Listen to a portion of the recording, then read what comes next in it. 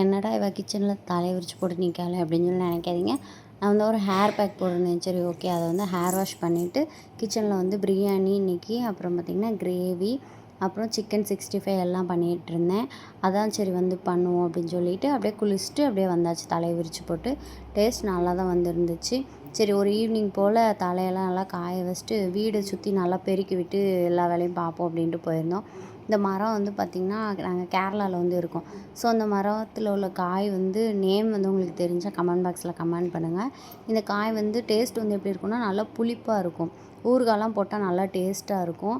மரம் ஃபுல்லாக அந்த காய் தான். டெய்லி அவ்வளோ காணும் கீழே விழுந்து கிடக்கும். குரங்கு அந்த மாதிரி வந்தால் மட்டும்தான் இதை வந்து சாப்பிட்டு போமே தவிர, மற்றபடி இதுக்கு வந்து நிறையா பர்பஸ் இருக்குமான்னு கேட்டிங்கன்னா எனக்கு கரெக்டாக தெரியல.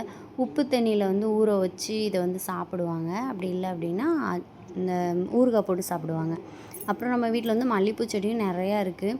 இப்போ தான் வந்து நிறையா மொட்டு வைக்கிற சீசன் நினைக்கிறேன். கிட்டத்தில் போனாலே பார்த்தா அவ்வளோ மல்லிகைப்பூ குட்டி குட்டி குட்டியாக நிறைய இப்போ தான் பிஞ்சு மாதிரி இருக்குது. இனிமேல் தான் பார்த்திங்கன்னா அது நல்லா பெருசாகி இனிமேல் தான் பூக்கும் போல். இப்போதைக்கு டெய்லி ஒரு 10 15 அந்த மாதிரி பூ வந்து கொடுத்துட்ருக்கு. இன்னும் கொஞ்சம் போச்சு அப்படின்னா நல்லா வந்து பூக்கும் போல் இருக்குது. சீசன் ஸ்டார்ட் ஆகிற ஸ்டேஜ் ஆயிடுச்சு போல். நிறையா இலையே தெரியலை, அவ்வளோ ஆனால் குட்டி குட்டியாக இருக்குது. உங்களுக்கு வீடியோவில் தெரியுதா என்னன்னு தெரியல. ஆனால் நேரில் பார்த்திங்கன்னா நிறைய குட்டி குட்டி பிஞ்சு அந்த மாதிரி இருந்துச்சு. பார்க்கவே ரொம்ப அழகாக இருந்துச்சு. எப்போ தான் இது ஃபுல்லாக வந்து பூக்குமோ அப்படிங்கிற மாதிரியே இருந்துச்சு. டெய்லி தண்ணி ஊற்றிட்டே இருக்கிறேன், பார்ப்போம் எப்படி பூக்குது அப்படின்னு சொல்லிட்டு. அப்புறம் வீடு சுற்றி ஃபுல்லாகவே மல்லிகைப்பூ செடி தான் வச்சுருந்தோம். ஒரு சைடு ஃபுல்லாகவே பார்த்திங்கன்னா அதில் ஃபுல்லாக மல்லிகைப்பூ செடி தான். டெய்லி ஈவினிங் ஆச்சுன்னா இதான் வேலை. தண்ணி ஊற்ற, பூ பறிக்க அந்த மாதிரி போய் நுரண்டிகிட்டே இருப்பேன். எனக்கு இந்த தோட்டத்தில் உள்ளதெல்லாம் போய் நுரண்டிகிட்டே இருக்கேன்னா ரொம்ப பிடிக்கும். பொழுதுனைக்கு வீட்டுக்குள்ளே இருக்கணும் என்னவோ வீட்டுக்கு வெளியில் தான் போய் சுற்றி சுற்றி பார்த்துட்டே இருப்பேன். ரொம்பலாம் பூ இல்லை, ஓரளவுக்கு ஒரு 10 இந்த பார்த்திங்கன்னா அவ்வளோதான் பூவு. ரொம்பலாம் கிடைக்கல பூவு. இப்போ ஸ்டார்டிங் ஸ்டேஜ் தானே, சரி போக கிடைக்கும் அப்படின்னு சொல்லிட்டு போக வேண்டியதான். அப்படியே பார்த்துட்டு சைடில் உள்ள குட்டி குட்டி மல்லிகைப்பூ செடியெலாம் இருந்துச்சு. அதெல்லாம் ஏதாட்டி இருக்குமான்னு பார்த்தா இல்லை. இந்த ஒரே ஒரு பெரிய செடியில் மட்டும்தான் இருந்துச்சு. அப்புறம் இன்னும் 2 3 பெரிய செடி வந்து இருக்குது. மொத்தமாக ஒரு 6 7 மல்லிகைப்பூ செடி வந்து வச்சுருப்போம். எல்லாத்துலேயுமே இப்போ தான் வந்து நிறையா அரும்பு குட்டி குட்டியாக இருக்குது. இனி அதை தண்ணி ஊற்ற ஊற்ற தான் பெருசாகும் போல் இருக்குது. சரி பெருசானால் பார்ப்போம் எப்படி நிறையா பூக்குது அப்படின்னு சொல்லிட்டு. இது நாள் வரைக்கும் பூத்ததில்லை. சரி இந்த தடவை தான் நிறையா அரும்பு வச்சுருக்கு. சரி பார்ப்போம் இந்த தடவை எப்படி வந்து இருக்குது அப்படின்னு சொல்லிட்டுன்ட்டு. அப்புறம் இன்னொரு சைடில் வந்து மல்லிகைப்பூ செடி, அப்புறம் அது கூட சேர்த்து மிளகா செடி இருந்துச்சு.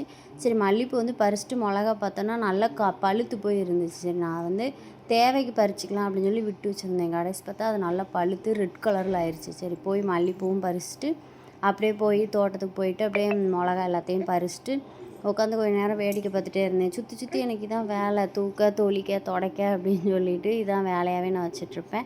கடைசி மிளகாவும் பறிச்சிருந்தேன். பாப்பாவும் என் கூட வந்து ஹெல்ப் பண்ணிகிட்டு இருந்தான் எனக்கு. அதாவது நான் பூ பறிக்கிறேன் அப்படின்னா அவன் என்ன தெரியுமா பண்ணுவாள், இருக்கிற அரும்பு எல்லாத்தையுமே பறிச்சிருவாள். நமக்கு தெரியும்ல இது வந்து இந்த ஸ்டேஜில் இதை வந்து பறிக்கணும் அப்படின்னு, அவளுக்கு தெரியாதுல்ல.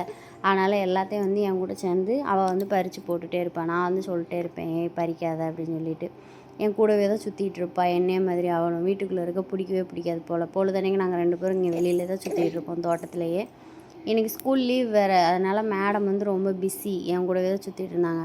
அப்புறம் அந்த ரோஸ் பூச்செடியில் ஒரு 4 5 ரோஸ் இருந்துச்சு. சரி பறித்து சாமிக்கு வச்சிடலாம் அப்படின்னு சொல்லிட்டு அந்த ரோஸ் பூவுமே பிடிங்கிட்டேன். இந்த ரோஸ் பூச்செடியில் டக்குன்னு பார்த்தா பூச்சி வந்துடுது. அதுக்கு என்ன பண்ணலாம் அப்படின்னு சொல்லி கமெண்ட் பாக்ஸில் கமெண்ட் பண்ணுங்கள், நான் பார்த்து தெரிஞ்சுக்கிறேன். என்ன பண்ணாலும் பூச்சி வந்துடுது. அது என்ன பண்ணி கண்ட்ரோல் பண்ணனே தெரியல. சிலப்போ ரோஸ் செடி கூட கீரை செடி இருக்குது, அதனால் கண்டு அப்படி இருக்கா என்னன்னு கரெக்டாக தெரியல. கமெண்ட் பாக்ஸில் கமெண்ட் பண்ணுங்கள். அப்புறம் நான் ஒரே ஒரு மாதுளம்பழம் கண்ணேன்னு காப்பாற்றி வச்சுருந்தேன். அந்த குரங்கு இருக்கே வந்து பறித்து போட்டு போயிடுச்சு. எப்போ பாரு இதில் ஒரு பழம் கூட பறிச்சதே கிடையாது. எப்போல்லாம் பழுகுதோ கரெக்டாக வந்து பிடுங்கி போட்டு போயிடும். இந்த தடவை பார்த்தா பிஞ்சே வந்து பிடுங்கி கீழே போட்டு போயிருக்கு. ஓகே, இந்த சேனல் பிடிச்சிருந்தா கமெண்ட் பண்ணுங்கள், ஷேர் பண்ணுங்கள்.